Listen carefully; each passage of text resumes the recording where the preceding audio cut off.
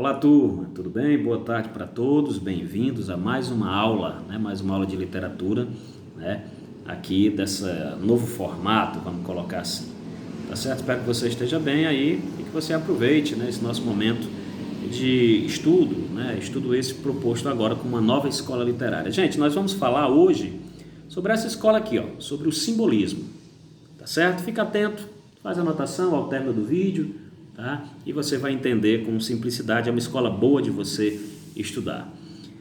Essa escola literária, gente, ela é, vamos dizer assim, ela é um movimento totalmente da poesia, ou voltado para a poesia. Mas além da poesia, ele caracteriza outras obras, outras obras de artes, tá?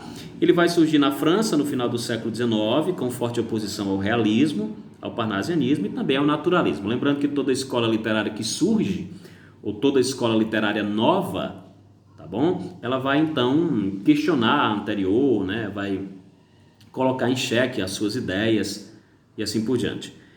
Movido pelos ideais românticos, ele estendeu, as suas raízes à literatura, aos palcos teatrais, mas também às obras de artes, como eu estava colocando, há uma infinidade de obras, de arte, ou arte plástica, se você preferir. O simbolismo, galerinha, ele vai começar no ano de 1857, com a publicação de As Flores do Mal, essa obra aí do Charles Baudelaire, tá? E a gente precisa novamente reiterar que esteticamente os simbolistas, eles fizeram essa forte oposição, aos ideais realistas. Só que para a gente relembrar, lembra que o realismo, eles falavam muito do cientificismo, do positivismo, então esses caras do simbolismo vão questionar muito esses ideais, Só para acrescentar novamente essa informação. Em Portugal, o movimento simbolista, ele inicia com essa publicação aqui, essa obra intitulada de O Aristos, isso no ano de 1890. Obra essa de poesia, ou um livro de poesias, escrito pelo Eugênio de Castro, tá certo? Mas é claro que não é somente o Eugênio de Castro, existem outros autores, como por exemplo o Antônio Patrício, o Raul Brandão, o Manuel Laranjeira, tá bom? Além de outros autores que se destacaram no simbolismo lá na Europa, ou lá em Portugal. Vamos falar um pouco sobre o simbolismo no Brasil. O simbolismo no Brasil, gente, ele vai iniciar no ano de 1893, com a publicação de duas obras, de um autor extremamente importante, que é o Cruz e Souza. O Cruz e Souza, que é o nosso maior autor simbolista do nosso país, tá certo? As duas obras são essa daqui, uma em poesia, uma em prosa. Essa Broquéis é a obra escrita em poesia, e a outra é essa obra aqui, que é Missal, tá bom? Obra escrita em prosa, tá bom? Aqui no Brasil, esse simbolismo, ele começa no ano de 1893 e vai até especificamente o ano de 1922, tá bom? Aquela data que traz a Semana de Arte Moderna, Acontecimento que inaugurou uma literatura, vamos colocar assim, autenticamente brasileira, 100 anos aí depois da nossa independência. A gente vai falar um pouquinho sobre o contexto histórico, tá? E o contexto histórico do simbolismo lá na Europa, tá bom? É a questão do neocolonialismo, a época do imperialismo, aquelas disputas, por áreas de influência, disputas essas tanto na África quanto na Ásia, tá bom? Neocolonialismo, também chamado de imperialismo, isso é um contexto europeu, mas no Brasil o contexto é o seguinte, tá? As cidades cresciam, as populações mais carentes se amontoavam, em subhabitações, ao mesmo tempo em que fortunas, vamos colocar assim, surgiam de uma noite para o dia, tá bom? Uma época extremamente difícil, tá? Do início da República, a República recém-proclamada, trazia algumas resistências, alguns movimentos de resistências, como por exemplo a Revolta Armada, a Revolta Federalista, tá bom? Você conhece isso, você estudou isso em História, o próprio Arraial de Canudos, tá bom? Dentre outros assuntos ou outros contextos estão associados ao contexto histórico do simbolismo. Beleza? Eu vou apresentar para vocês algumas características, essas características aí que você está podendo ver, Infelizmente acabei passando o dedinho aqui em cima da câmera, tá? Mas depois você pode visualizar tranquilamente, tá? Essas primeiras características aí são a assonância, tá bom? Que é a semelhança de sons entre vogais de palavras de um mesmo poema, ou a sonoridade, se você preferir. Linguagem, a escolha de palavras que consigam sugerir cor, sonoridade, exotismo, transparência abstrata, a sinestesia, os poetas então tentando ir além dos seus significados usuais das palavras, eles terminam atribuindo qualidades às sensações, né? As construções parecem abstratas, de uma certa maneira absurdas, né? E só ganham sentido dentro de um contexto poético. Vejamos alguns exemplos aí, tá? De construções sinestésicas: som vermelho, dor amarela, doçura quente, tá? Mas uma característica é o uso, né? Ou a utilização de letras maiúsculas no meio dos versos, tá bom? Os poetas aí eles tentam, desculpa, os poetas eles tentam, vamos colocar assim, destacar palavras, né, grafando-as com letras maiúsculas. E a cor branca, tá tão presente nas obras do Cruz e Souza, tá bom? Que tinha essa preferência absurda, né? Pelo seu contexto histórico, ele que era, desculpa gente, ele que era então filho de escravos. Eu vou especificar isso melhor. Se a gente fosse apontar algumas outras características, né, a garganta secou aqui agora, se a gente fosse apontar algumas outras características, tá?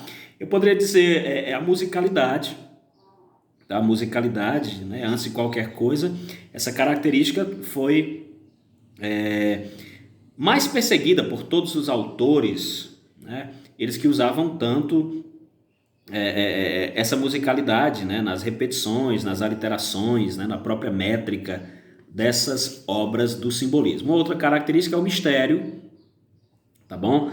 O mistério, tá certo? O uso de vocábulos ou vocabulários litúrgicos, enfatizando uma atmosfera, tá? Na maioria dos textos simbolistas, tá bom? A sugestão, as metáforas, tá certo? As analogias, tá bom? O Cruz e Souza utilizou bastante esse tipo de coisa e assim por diante. Cruz e Souza é esse aqui, ó, tá bom? Cruz e Souza, eu vou apresentar uma pequena biografia dele para você ir entendendo, tá? Cruz e Souza, ele era catarinense, da cidade de Florianópolis, tá bom? O Cruz e Souza, infelizmente, ele nasceu escravo, tá? Ele nasceu escravo, e criado pelo seu senhor, ele teve a possibilidade de frequentar, né, boas escolas, mas vítima do preconceito, ou vitimado pelo preconceito racial, ele foi para o Rio de Janeiro, onde se empregou, né, na estrada de ferro central do Brasil. O Cruz e Souza, vamos dizer assim, ele teve uma vida pessoal muito turbulada, né, muito atormentada. Ele casou-se, mas infelizmente seus filhos morreram, né, a sua esposa, né, ela infelizmente enlouqueceu e consequentemente o mesmo morreu, tá, de uma forma muito penosa, que foi de tuberculose, tá? Ou morreu tuberculoso, se você preferir, tá bom? Gente, há um professor francês muito renomado aí no ramo da literatura, que é o Roger Bastide. Ele já considerou várias vezes, né, em suas obras, em seus textos, tá, que o Cruz e Souza foi um dos 3 maiores simbolistas do mundo, né? Simbolistas do mundo, isso é importante dizer, tá bom? Racialmente discriminado, como eu coloquei, o Cruz e Souza manifestou a obsessão pela cor branca, por isso que eu colocava naquele slide anterior, naquela imagem, melhor dizendo, anterior, tá? Ele manifestou a obsessão pela cor branca, né, tão presente em toda a sua evolução, tá, literária, vamos falar dessa maneira, tá bom? É claro que existem outros autores, né? O Cruz e Souza não é o único autor do simbolista, tá aí uma outra imagem dele, tá bom? Eu vou apresentar um outro autor para você, tá? Um outro autor que a gente pode mostrar, tá? Vai ser o Alfonso Guimarães, mas eu coloquei também essa imagem e uma outra seguida ainda falando do Cruz e Souza para fazer, né, essa referência a esse autor. Tá aí, poeta brasileiro, foi um dos precursores do simbolismo no Brasil, único escritor eminente de pura raça negra, né? Pura raça negra na literatura brasileira. Obras Broquéis e Missal, para você poder observar. Eu coloquei uma outra imagem, leia autores negros, Cruz e Souza, é o cara, vamos dizer assim. O outro autor, para que a gente possa entender, galerinha, só mais um, tá bom? Eu coloquei só mais um outro autor, é o Alfonso de Guimarães.